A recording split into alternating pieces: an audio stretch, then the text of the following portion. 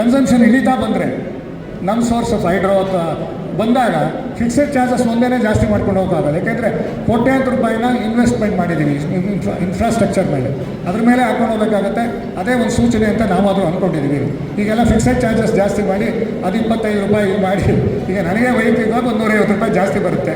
ನಾವು ಒಂದು 10 ಪೈಸೆ ಕಮ್ಮಿ ಮಾಡಿದಾರಲ್ಲ, 90ರಿಂದ 580 ಅಲ್ಲೊಂದು 25 ರೂಪಾಯಿ ಉಳಿಯುತ್ತೆ. ಸೊ ಇದು ನಮ್ಮ ಒಂದು ಸ್ಥಿತಿ. ಮತ್ತು ಇನ್ನು ಅಸೋಸಿಯೇಷನ್ ವಿಷಯಕ್ಕೆ ಬರೋದಾದರೆ, ಈ ಸಂಘನ 1987ರಲ್ಲಿ ಅಂದರೆ ಪೆನ್ಷನ್ ಅಂತ ಎಸ್ಟಾಬ್ಲಿಷ್ಮೆಂಟ್ ಯಾವಾಗ ಬಂತೋ 1986ರಲ್ಲಿ, ಹಾಗೆಲ್ಲ ನೀವೆಲ್ಲ ಸುಮಾರು ಕೇಳಿರ್ಬೋದು, ನಾವಂತೂ ನೋಡಿದ್ದೀವಿ. RM ಕಲಗಲ್ ಅಂತ ಚೀಫ್ ಜನರಲ್ ಇದ್ದರು, ತುಂಬ ಹಳಬರಿಗೆ ಅವರೆಲ್ಲ ಪರಿಚಯ ಇರುತ್ತೆ. ಅವರ ಅಧ್ಯಕ್ಷತೆಯಲ್ಲಿ ಆಗ ಎಂಪ್ಲಾಯೀಸ್ ಯೂನಿಯನ್ ಇದ್ದಂಥ ನಂದಾರಾಮ್, ಆಮೇಲೆ ಶಂಕರನಾರಾಯಣ ರಾವ್, AV ರಾಜು ಅವರೆಲ್ಲ ಸೇರಿ ಈ ಸಂಘನ 87ರಲ್ಲಿ ಪ್ರಾರಂಭ ಮಾಡ್ತಾರೆ. ಇವತ್ತಿಗೆ 39,562 ಜನ ಅಂದರೆ 40,000 ಜನದಲ್ಲಿ 24,300 ಜನ ಆಗಸ್ಟ್ 24ರಲ್ಲಿ ಇದ್ದರು ರೋಲ್ನಲ್ಲಿ. ಯಾಕೆಂದರೆ ವೋಟರ್ ಲಿಸ್ಟ್ ಮಾಡಿದರು ಅಡ್ಮಿನಿಸ್ಟ್ರೇಟಿವ್. ಈಗ ನಾವು ಬಂದ ಮೇಲೆ ಒಂದು 26,000 ತನಕ ಮುಟ್ಟಿದ್ದೀವಿ. 40,000 ಜನರು ಮೆಂಬರ್ ಆದರೆ ಈ ಸಂಘ ಆರ್ಥಿಕವಾಗಿ ಸದೃಢವಾಗುತ್ತೆ. ಏನಾದರೂ ಕಷ್ಟ ಬಂದಾಗ ನಾವು ಒಗ್ಗಟ್ಟಾಗಿ ನಿಂತ್ಕೊಳ್ಳೋದಕ್ಕೆ ಅನುಕೂಲ ಆಗುತ್ತೆ. ಯಾವುದೇ ಸಂಘ ಸಂಸ್ಥೆಯಲ್ಲಿ ಆರ್ಥಿಕವಾಗಿ ಬಲಿಷ್ಠವಾಗಿದ್ದರೆ ಮಾತ್ರ ನಾವು ಧೈರ್ಯವಾಗಿ ನಿಂತ್ಕೊಳ್ಳೋಕ್ಕೆ ಸಾಧ್ಯ.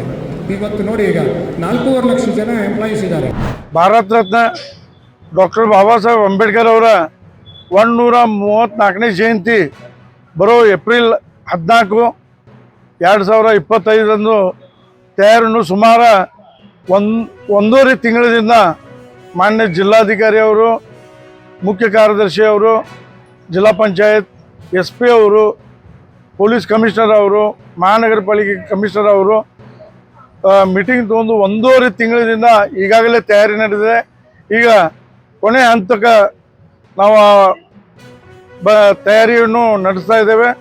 ಇವತ್ತು ಬೆಳಗ್ಗೆ ಮಹಾನಗರ ಪಾಲಿಕೆ, HESCOM department, PW department, forest department, health department ಎಲ್ಲ ಅಧಿಕಾರಿಗಳು ತಮ್ಮ ಜವಾಬ್ದಾರಿ ಏನಂತ ನೋಡೋಕೆ ಇವತ್ತು, ಯಾಕಂದರೆ 14 ತಾರೀಕು, ಇವತ್ತು 9ನೇ ತಾರೀಕು ಇದೆ. ಆದರೆ ನಾವು 12 ತಾರೀಕು ಒಳಗೆ ನಮ್ಮ ತಯಾರಿ ಪೂರ್ಣ ಆಗಬೇಕಂತ ಉದ್ದೇಶದಿಂದ ಎಲ್ಲ ಅಧಿಕಾರಿಗಳು ಭಾಳ ಸಹಕಾರ ಕೊಟ್ಟು ನಮಗೆ ಈ ಕಾರ್ಯಕ್ರಮ ಯಾವ ರೀತಿ ಯಶಸ್ವಿ ಮಾಡೋಕೆ ಅವ್ರ ಸಲಹೆ ಸೂಚನೆಗಳು, ನಮ್ಮ ಮಹಾಮಂಡಳ ಅಧ್ಯಕ್ಷ ಅಂತ ಸುಧೀರ್ ಚೌಗ್ಲೆ ಆಗಲಿ, ಉಪಾಧ್ಯಕ್ಷ ಅಂತ ಸಂತೋಷ್ ಅವಳಿ, ವಿನೋದ್ ಸೋಲಾಪುರಿ, ಜೀವನ್ ಕುರ್ನೆ, ಮಲ್ಲಪ್ಪ ತಳವಾರು ಮತ್ತು